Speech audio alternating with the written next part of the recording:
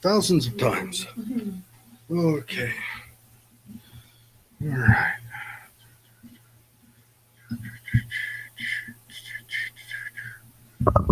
Is my mic on? I believe it is. I think they both are. All right. Okay. And I think we should be live right now. Are we? Do, do, do, do.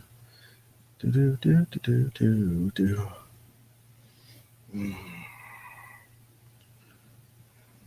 Okay. Is my mic on? There's that one. I believe it is. All right. And we'll test the other one real quick. Oh, come on now. Come on. Okay. All right. We're up and ready. Hola. Do. We still got 1 minute. I'm just going to double check all the everything. Okay. You are live. I'm gonna.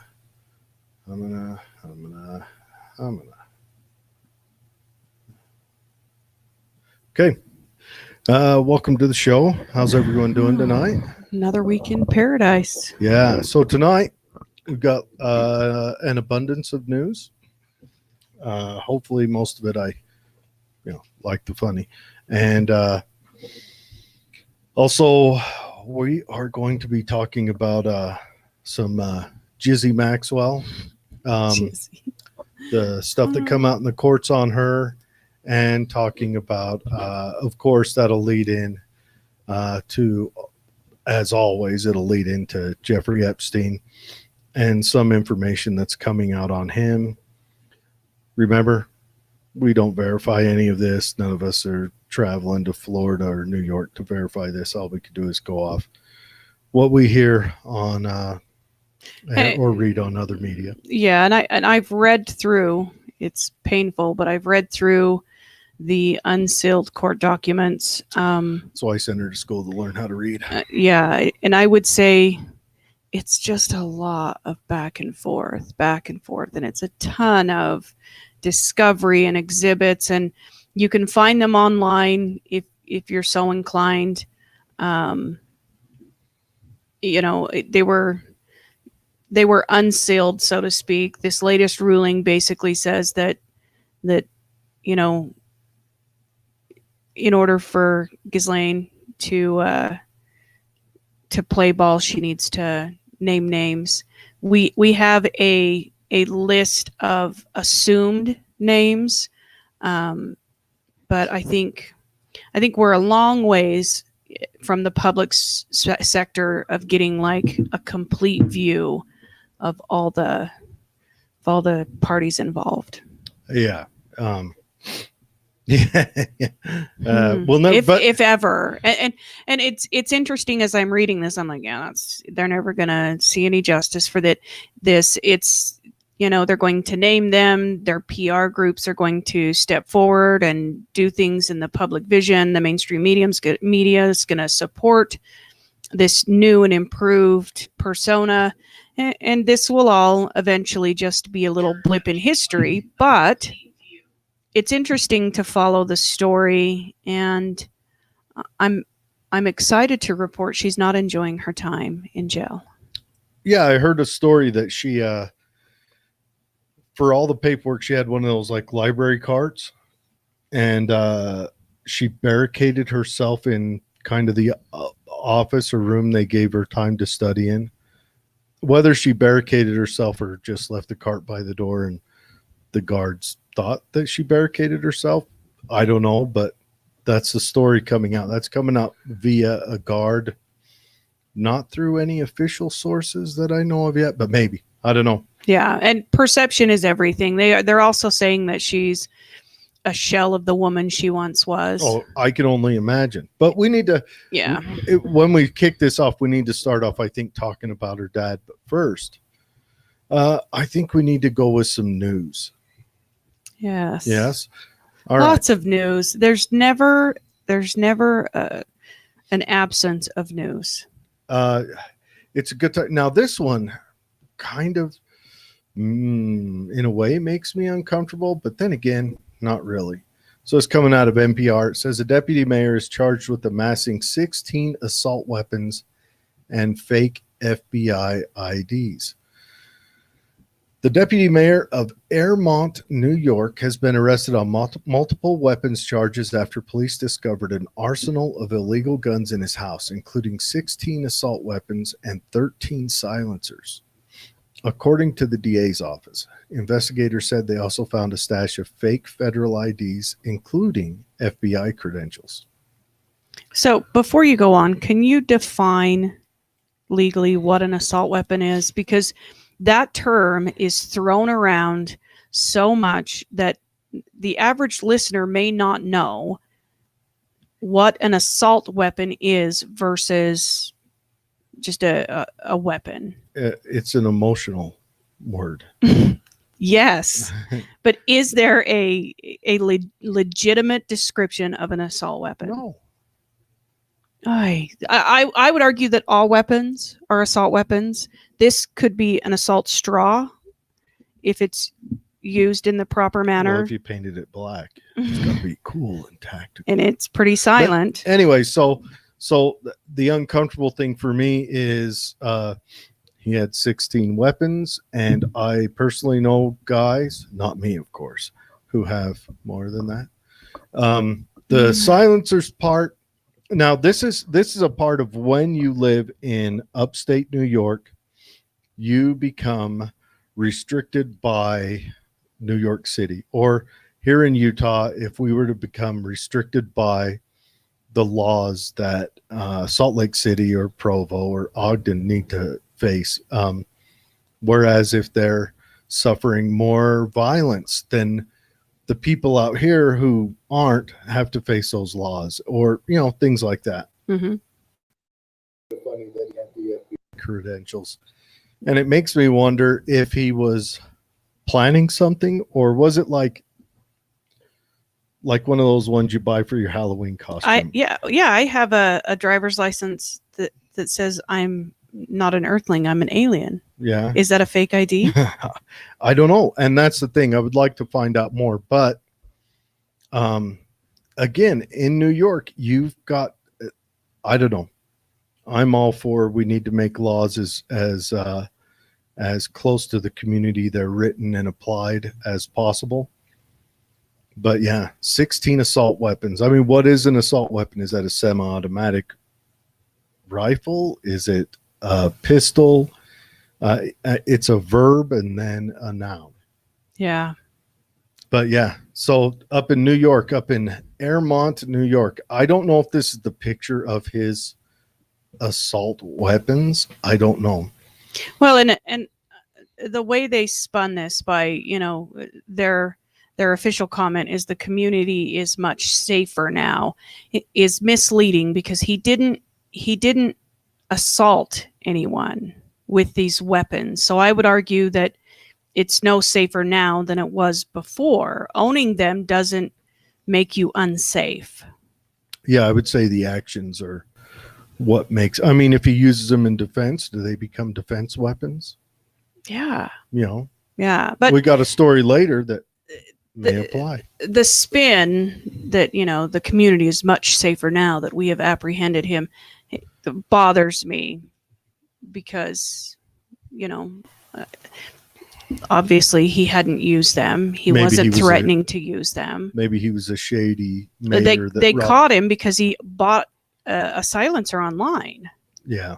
Maybe he was a shady mayor that was robbing banks on the weekends, Deputy mayor, he's leaving the office, tells Alice goodbye, gets in his he drives, obviously, if he's doing that, like a beige Cutlass.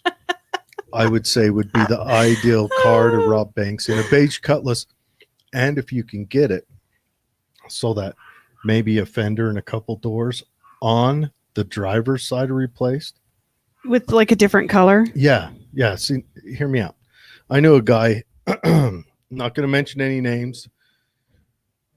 He used to do the gas and drive offs, and he had it lined up. See, he had a white car but it had damage on the driver's side. So it had a red fender and a red door. I think both doors were red. You pull up one way. So he'd pull up so the gas station attendant would see the white car all the time. Uh-huh. And he would fuel up and then just drive off. Well, the police coming the other way when they're looking for you, they're going to see the red car. Yes. And so he just drives on. He said he did it for years. I don't agree with it, but it is what it is. All right. We do have some comments on the story coming from New York, it sounds like. The founding fathers intended the people to have the same arms as the military for protection against a tyrannical government. I'm from Buffalo, New York originally, and I can confirm New York City sets the policy for the state. Yes, on my other show, my co-host Dave is from up by Niagara. And it completely runs the state.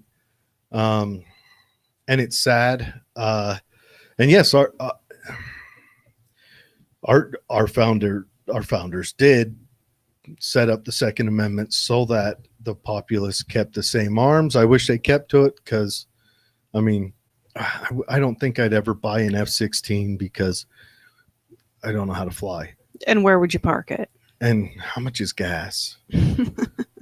Yeah, would it fit down the road in front of my house? But you should be able to if you have the means. I wouldn't mind a Sherman or a little Sheridan or something, just to drive around, have fun in, take it on the deer hunts, But anyways, yeah. And the calling stuff an assault weapon or not an assault weapon, that's just an emotional term that is used to pull at your heartstrings to get you to have an emotional reaction. A semi-automatic rifle like in New Jersey, you can buy a Scar L, which is the modern version of the AR, but you can't buy an M1A, which is a modern version of magazine-fed M1 Garand. But when you look at them, you would call the Scar, according to the news and Feinstein and all those morons, you would call the Scar an assault weapon, and you would call the M1A a hunting rifle because the M1A has a wooden stock and it shoots a bigger round. I mean, everything's, more robust on it. And, it's got more history killing crowds, I guess. I don't know. But it's just, I don't know. Anyways, I think that's a funny story. The deputy mayor is, I choose to believe that Friday and Saturdays were spent robbing banks in the closest towns in his beige Cutlass. With the multicolored fenders. Yeah. He's got a multicolored fender thing going on. Mm-hmm. Dice on the mirror. Got to have dice on the mirror. He's breaking in. Maybe he's just the will man. Maybe someone else does it. Or maybe he's got someone else as the will man. He's the guy who breaks out and, tells everyone to stick their hands in the air and does all that fun stuff. But yeah, so. Hard to say. On to Ghislaine Maxwell. We've got to talk about that. And then we are going to touch on Epstein, of course. And we have a couple more news stories to filter in to ease the mood. I don't know if it's Ghislaine or Ghislaine Maxwell, but she was born in 1961 in France. She was the 9th child of Elizabeth, who was a French-born scholar, and Robert Maxwell, who's a Czechoslovakian-born British media proprietor. Well, we got to talk about her dad. Yes. Her dad was running from the Nazis. He left Czechoslovakia when the Nazis rolled in because he was Jewish. Mm-hmm. And I like her dad in a lot of aspects. Self-made man. I mean, he went first to England, first to France, first to, if I remember, Belgium, then England, then France, then back to England, and then went back to France and found his wife. Self-made man. He ran away with nothing, family all killed by whatever happened in World War II, and started out with nothing. And so that part I like, but we will dig into him a little more and it changes the tone a little bit. So she was a British former socialite. She was known for her association with financier, and I'm using that term very loosely. I think Epstein was a con man, but he is listed as a financier and convicted sex offender, Jeffrey Epstein. She worked for her father, and he was a publishing tycoon until his death in 1991, when she moved to the United States and became a close associate of Epstein. Now, her father owned magazine stuff. He did magazines and newspapers. And it's reported that he owned a magazine in every liberal European nation. Yeah. So he had a magazine, or well, 4 or 5 in England and France, but he had a magazine in Germany and in Belgium and Sweden and everything else. So he was a magazine mogul. He was he was a grinder, went out and got it done. Very influential. Very, very influential. But right before he died, that started to wane. One part of it was probably magazines started not being Print, as popular. right. And also,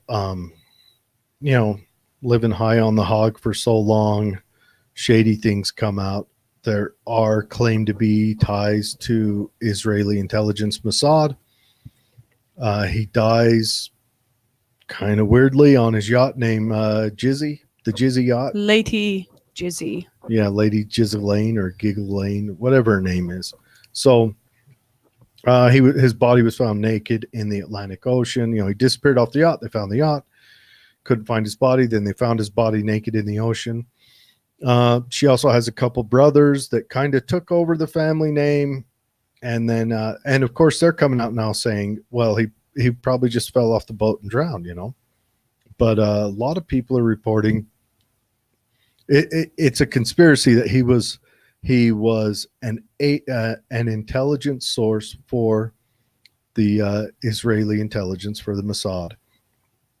And that maybe he knew too much and it was, he was starting to get into financial trouble, or he started to push back against them. So that's just a reported thing. I don't know. And we do know that he died. The Sunday Times reported that Maxwell flew to New York on November 5th, 1990 to deliver an envelope on her father's behalf.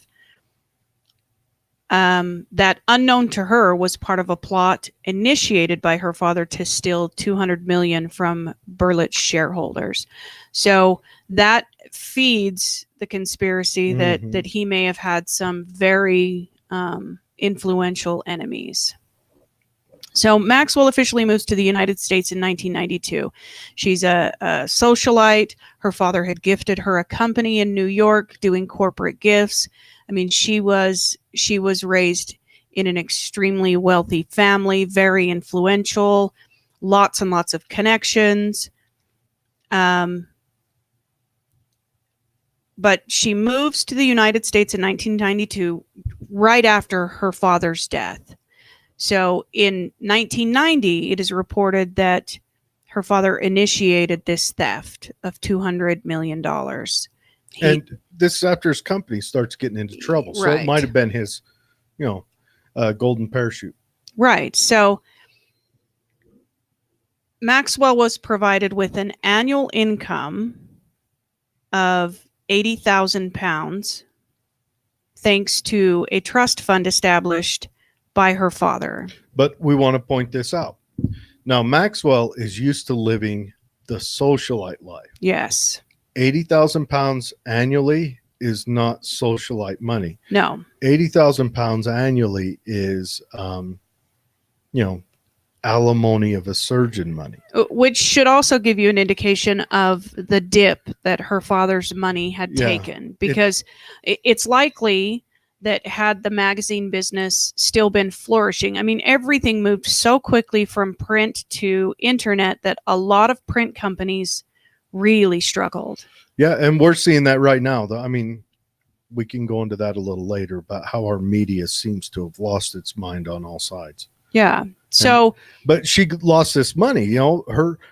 She's living lower. Her two brothers are living lower. Her father's dead. They're selling off all their magazines, selling them one after another. I think they started out with teens, like 15 or 16 different magazines. In the end, I think they held on to two for like the end of it, just to kind of, posterity, I think. So by 1992, she had moved to an apartment of an Iranian friend overlooking Central Park. This person's not named. I'm not sure how connected he is, but you can imagine that it was likely through her socialite lifestyle that she made these connections. It's unlikely that she met him in a coffee shop or in a yoga class or something. It's likely that there was some connection. And at the time, Maxwell worked at a real estate office on Madison Avenue and was reported to have still been trying to find her way into this socialite scene, and she was seen socializing with celebrities, and she quickly rose because of this to a wider prominence as a New York City socialite. Well, and she also had the, Maxwell fame. I mean, amongst them, they still remember 10 years before the fame of the father, where he was, he could make or break people because he had so much influence amongst his media. Right. So January of 1991, right after Maxwell's father purchased the New York Daily News, he sent her to New York to act as his emissary. In May 1991, Maxwell and her father took Concord on business to New York, where he quickly departed for Moscow and left her to represent his interests. In November, as we discussed, Robert Maxwell's body was found floating in the sea near the Canary Islands, and where he fell or was pushed off of his yacht. So soon afterwards, Ghislaine flew to Tenerife, where the yacht was berthed to attend to his business paperwork. She attended his father's funeral in Jerusalem. He was Jewish, alongside various Israeli intelligence figures, President Chaim Herzog, Minister Yitzhak Shamir, actually gave his eulogy. So extremely, extremely influential. And that's not to say that he was definitely a part of the Israeli government, because he was, right now, if, I don't know, who's a big, well-known guy that's a big business, like if Bill Gates died, we could imagine seeing some of our political figures there and speaking at his funeral and giving the eulogy. Maybe. Sure. I don't think his wife would be there, but we'll get into that later. So after his death, I think it's imperative to note that Robert Maxwell was found to have fraudulently appropriated the pension assets of Mirror Group newspapers, a company that he ran, in which he held a large share of ownership, to support its share price. There was reportedly over £440 million in pension funds missing, which left the surviving Maxwell family members and the British government in a bind to repay the 32,000 people affected. So 2 of Maxwell's brothers, Ian and Kevin, who were the most involved with their father in daily business dealings, were arrested on June 19th, 1992, and charged with fraud related to the Mirror Group pension scandal. Now, the brothers reportedly did not have money to hire attorneys and were provided attorneys by the court. They were subsequently acquitted of the charges 3.5 years later in January of 1996. So there was quite the fallout just prior to her dad's passing, which plays into the conspiracy theory. Yeah, maybe. And all of it kind of really broke open right after he died, which, left the people closest to him kind of holding the bag. Yeah. Yeah. And what if one of his employees introduced him to the Atlantic Ocean? Yeah. That's something to think about, where he was robbing all these pensions. And it sounds like he may have had, he definitely carried the ability to blackmail. Yeah. And maybe that ties into why ultimately Jizzy tied into Jeffrey. Yeah. Because that was something she was familiar with.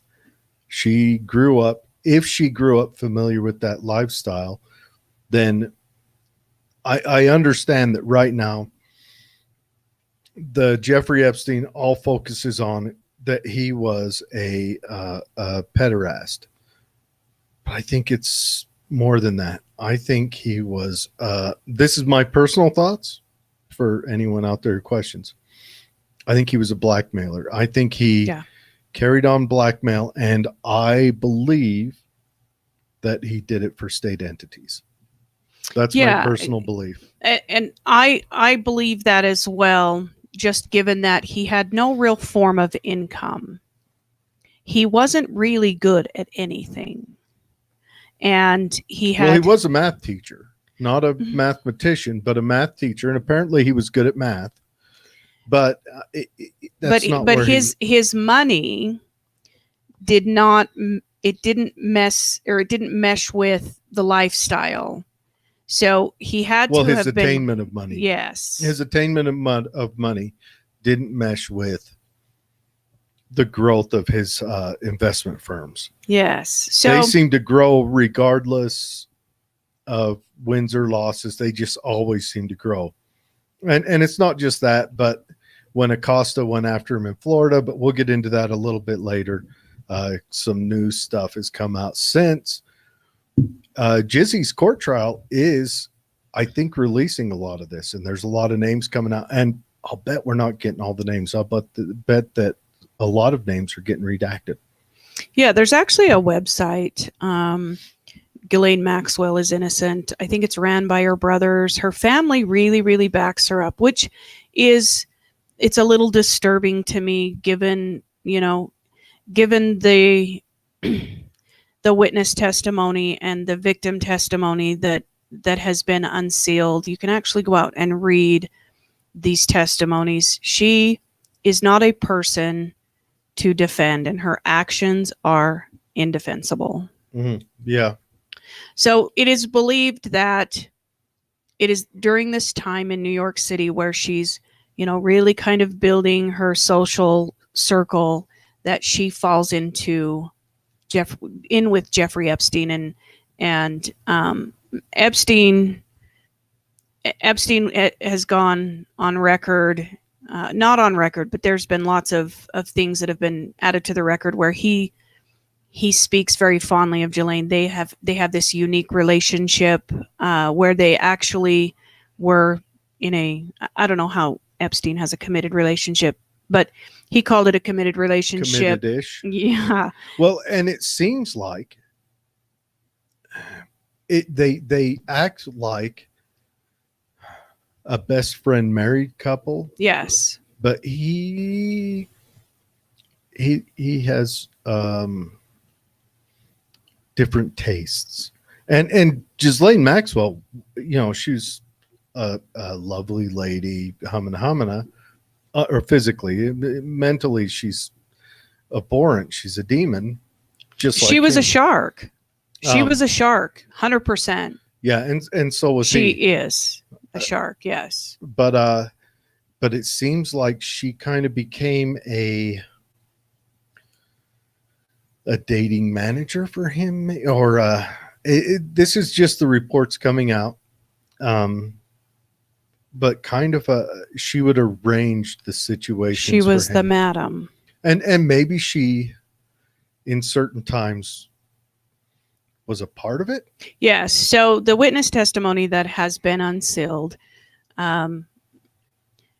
it's declarative in the nature that she didn't just create these meetings, find the people, the children. Let me correct that. But she also participated and assaulted. The witness testimonies that have been unsealed, she assaulted these young girls. Let's go right into that. What's going on with these witness testimonies? The court is doing the Lord's work right now. And what is the court doing? Well, it is as with all court cases, what you'll find with Maxwell's case is it is this ebb and flow of just legal jargon, whereby the defense attorney is digging for all of these little holes in the law that they can use not to just holes in the law, protect. but co-conspirators, so that they can spread the wealth Yes. around. Yes. Another thing, why? Okay, the prosecution is trying to keep the names quiet. Yeah, which is very concerning. And the only reason that So does that tell you that Epstein may have had ties to who the prosecutors consider their boss, or that the prosecution says, hey, we want to keep the names quiet because we plan on going after these guys later, so we do not want to soil those possible prosecutions down the road. Whereas a previous trial can do that, but there is absolutely no reason, in my opinion, why those names can't come out now publicly. Because remember, these courts are we the people charge, Ghislaine Maxwell with being a creep. So I think they should be public, but is the prosecution doing this because, like roundabout mirrors, but not the same. What's his name? Dr. Huxtable, Bill Cosby's trial was because of a civil suit. The reason Bill Cosby's out, they had a civil suit under the protection from a previous prosecutor that he wasn't going to go after a criminal suit if he went through the civil suit and paid restitutions. Turn around, new prosecutor comes in. Now, a prosecutor is an actor of the state. I believe if a prosecutor makes a deal, that's the state making a deal. Well, the new prosecutor went against that and found out the hard way why you don't. Yeah. Because now Bill Cosby's out, and I think had they kept it civilly, anyone he abused could have got, actually, I think, better restitution than an old man dying in jail. Just my opinion. I think.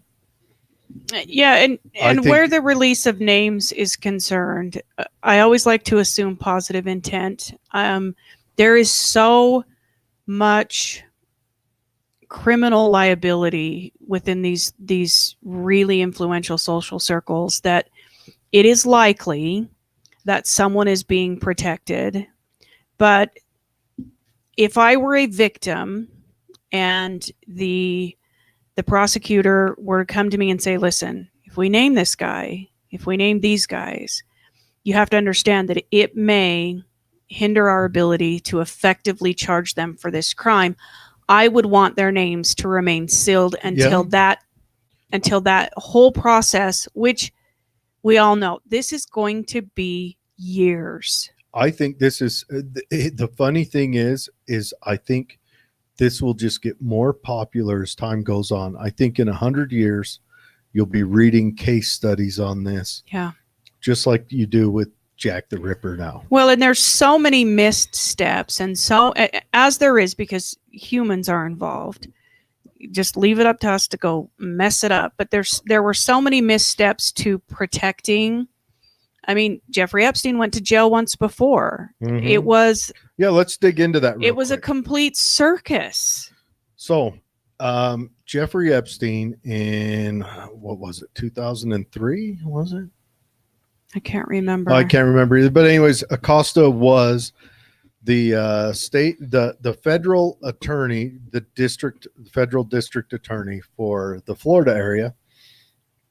And he started bringing up Epstein on charges. And as Acosta said, this is what Acosta said when he was asked about, I think when he was going to be labor secretary for Donald Trump, he said, I got a call and they said, you need to back off of Epstein. You need to drop all this. He's tied to intelligence. This is above your pay grade was the words they said. But now it's coming out. We're reading from OK News. And this comes out of part of the filings, I believe, with Ghislaine Maxwell's case. OK News says Jeffrey Epstein's secret exposed. Convicted child sex abuser reportedly worked as an FBI informant. Sick. Now, that would actually kind of tie in that Epstein, because he was this money man. Let's talk about how corrupt the government is for a minute. Where do we start? We're going to go back in time. We're going to tie it up around our electronic stuff. So IBM is drugging. IBM back then was building pretty much the only laptop on earth. And they were drug in front of Congress and submitted to 4 years of congressional testimony about being, breaking the Sherman Act and all this other stuff. And while that happens, Bill Gates, Microsoft storms ahead, right? Now, IBM made a fatal flaw. They didn't give money to any political parties or any congressman. Mm-hmm. So they got 4 years. Bill Gates gets drawn in, and immediately he starts donating money to political parties because he understood the assignment. Now he is he was at the time kind of a shady character on inventing his stuff and withholding monopolies. He would try to patent weird stuff that he stole from someone else and shouldn't be patentable. Mm-hmm. I mean, he would patent stuff that he stole from the Apple guys. And the Apple couldn't use the stuff they invented. Yep. So anyways, Bill Gates starts giving him money. He spends 6 months in there, whatever, and there he is. In, out, done. Yeah. So let's say that Jeffrey Epstein was partially that for them, or maybe he was sent out to get audio-visual dirt on them.